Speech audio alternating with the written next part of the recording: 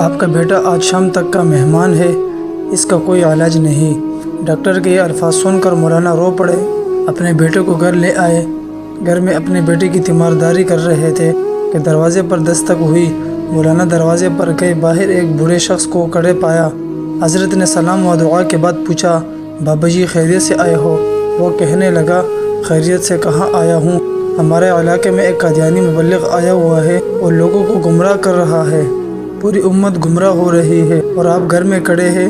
مولانا نے جیسے ہی یہ بات سنی، آپ کی آنکھوں سے آنسو بہنے لگے۔ بیوی سے فرمایا، بیوی میرا بیگ کہاں ہے؟ بیوی نے بیگ اٹھا کر دیا اور آپ بیگ ہاتھ میں پکڑے گھر سے روانہ ہونے لگے۔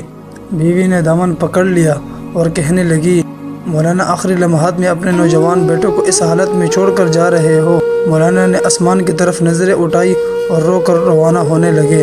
تو بیٹے نے کہا، ابا جان، میں آج کا مہمان ہوں، چند لمحے تو انتظار کر لیجئے، میری روح نکل رہی ہے، مجھے اس حال میں چھوڑ کر جا رہے ہو؟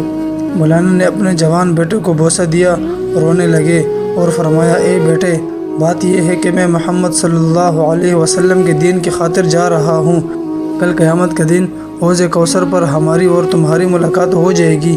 یہ فرمایا اور گھر سے روانہ ہو گئے۔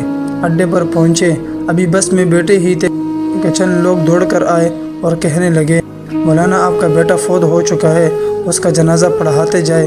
مولانا نے آسمان کی طرف نظریں اٹھائی اور رو کر فرمانے لگے، جنازہ پڑھانا فرض کفایہ ہے اور امت محمدیہ صلی اللہ علیہ وسلم کو گمراہی سے بچانا فرض عین ہے۔ فرض عین کو چھوڑ کر فرض کفایہ کی طرف نہیں جا سکتا۔ پھر وہاں سے روانہ ہو گئے، اس علاقے میں پہنچے، اللہ تعالیٰ نے کامیابی عطا کی، وہ قادیانی مبلغ بھاگ گیا۔ مولانا 3 دن بعد گھر واپس پہنچے، بیوی قدموں میں گر گئی اور رو کر کہنے لگی، مولانا جب آپ جا رہے تھے تو آپ کا بیٹا آپ کی راہ تکتا رہا اور کہتا رہا، جب ابا جان واپس آئے تو انہیں میرا سلام عرض کر دینا۔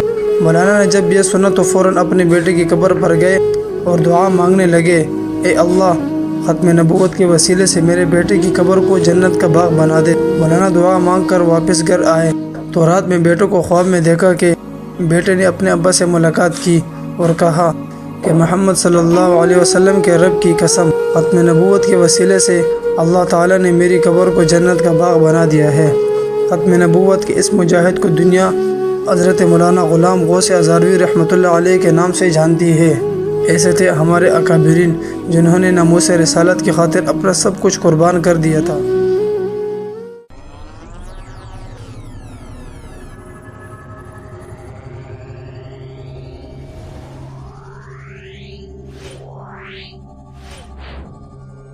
Yeah.